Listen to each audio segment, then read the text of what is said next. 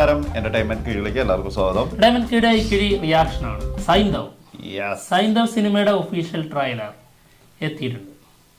കാണണ്ടേ? പിന്നെന്താ, നമ്മുടെ വെങ്കടേഷ് നായകനാവുന്ന സിനിമയാണ്. ആളുടെ കരിയറിൽ ഏറ്റവും പ്രതീക്ഷയുള്ള സിനിമയാണ്. അത്യാവശ്യം ബഡ്ജറ്റുണ്ടെന്ന് തോന്നുന്നു അല്ലേ? ഉണ്ടാവും. ഓക്കെ, തെലുങ്ക് സിനിമകളുടെ ബഡ്ജറ്റിന്റെ കാര്യത്തിൽ ഒരു കോംപ്രമൈസ് ഇല്ലാത്ത ആൾക്കാരല്ല. അതിനെ കുറിച്ച് ചിന്തിക്കുകയും ചെയ്യരുത്. ബഡ്ജറ്റ് ലോജിക്ക് അങ്ങനത്തെ സാധനങ്ങളൊന്നും ചിന്തിക്കരുത്. ബാക്കിയെല്ലാം ഓക്കെ.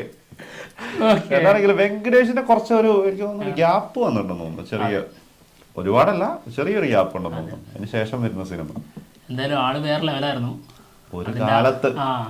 ആ പവർ ഇപ്പൊ ഉണ്ടോ നോക്കാം. ലക്ഷ്മിയൊക്കെ ഓർമ്മയുണ്ടോ? വേറെ ലെവല്.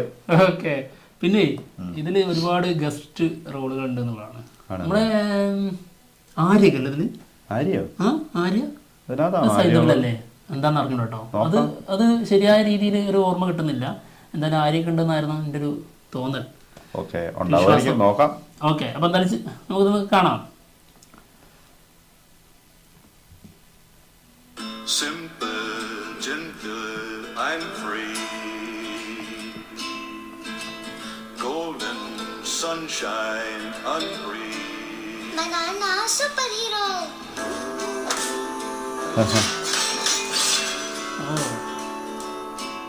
Nana unteya Dubai. 75. ఒకటి తీసు. Nana unte nakemi kaadu. ആട്ടാ വയലൻസ് ആണല്ലോ. ആക്ഷൻ ഭയങ്കര അവറല്ലേ സെറ്റപ്പാ.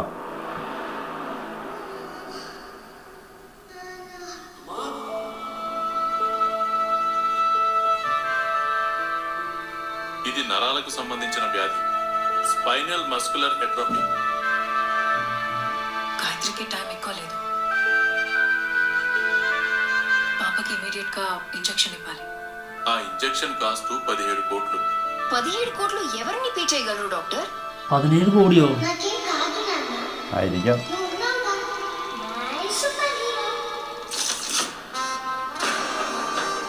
Psycho is back. మన బాయ్స్ ని వెపన్స్ తో రెడీగా ఉంటాం. ഞാൻ പറഞ്ഞില്ലേ? కరెక్ట్. मेडिसिन वायल కావాలి तो అన్ని మోసుకొని मेरा कंटेनर्स मेरे को दे दे. ఇంతకు ముందు నువ్వేం చేసేవాడివి సింధర్? దొక్కు దినా.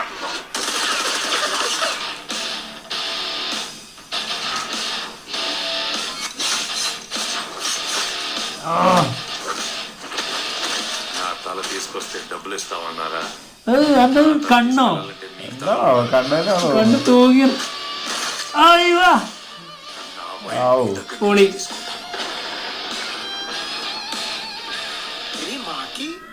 लीडर है नुव्वु उच्चा उच्चा పోస్తున్నావు.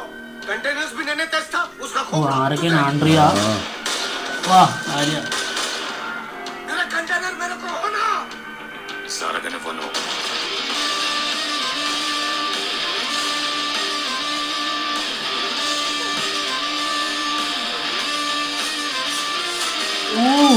ഭയങ്കര യൂസ് ചെയ്യുന്ന വെപ്പണോ കേട്ടോ. സൂപ്പർ ഉണ്ടല്ലേ? లోపలికి వెళ్ళి వాయిస్ తీసుకోండి.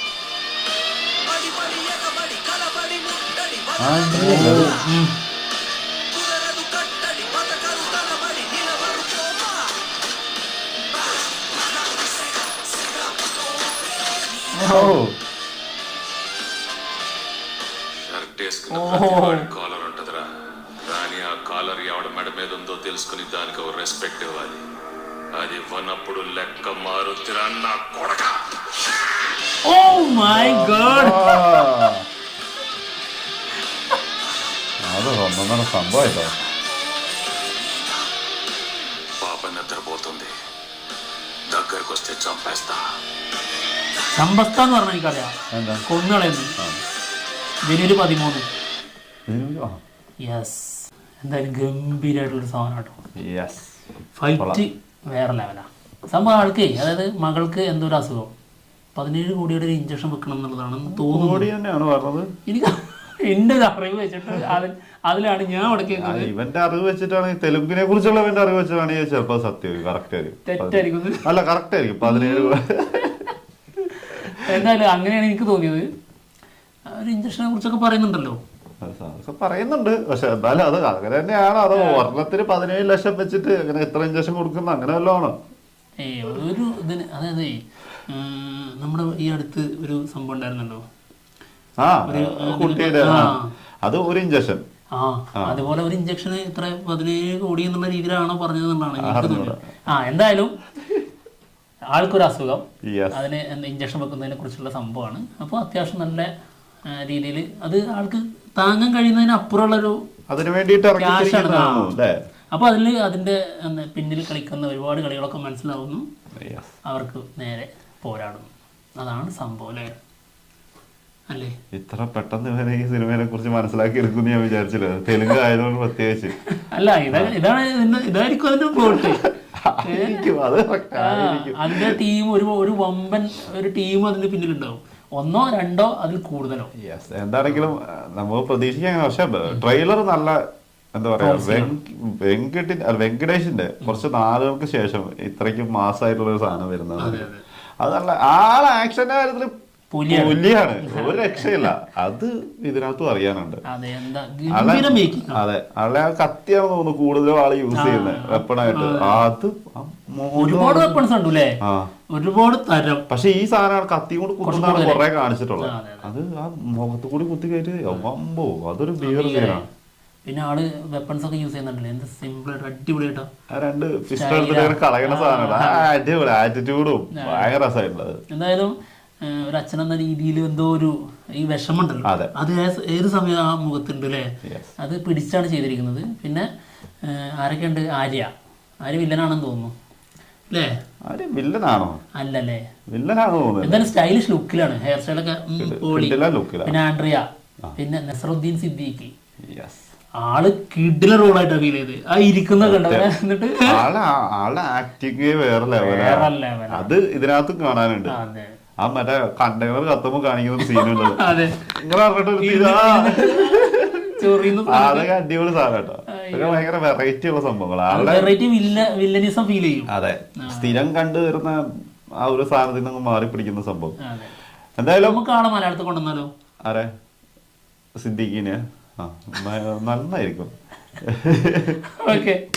എന്താണെങ്കിലും സൈദവ് ജനുവരി 13 നമ്മുടെ എത്ര സിനിമകളാ വരുന്നതെന്ന് അറിയോ?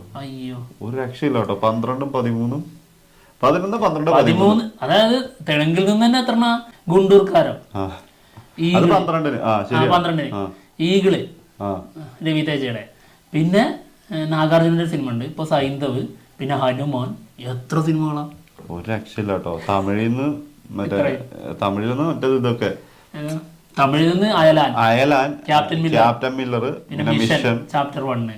അങ്ങനെ 9. അപ്പൊ 5, 3, 8 സിനിമ അപ്പൊ തന്നെ. പിന്നെ മലയാളത്തിൽ നിന്ന് ഓസ്ലർ. പിന്നെ വേറെ ഏതെങ്കിലും ഉണ്ടോ? ഉണ്ടാവാതിരിക്കില്ലല്ലോ. നല്ല സമയാ. എന്താണെങ്കിലും എനിക്ക് തോന്നുന്നു അത്യാവശ്യം അഭിപ്രായം നേടാൻ പോകുന്ന ഒരു സിനിമ തന്നെയായിരിക്കും സൈന്ധവ് എന്ന് തോന്നുന്നുണ്ട്. എന്തായാലും വെയിറ്റ് ചെയ്യാം. മറ്റുള്ള വിശേഷങ്ങളുമായിട്ട് ഞങ്ങൾ ഉടനെ തന്നെ വരാം. ബൈ.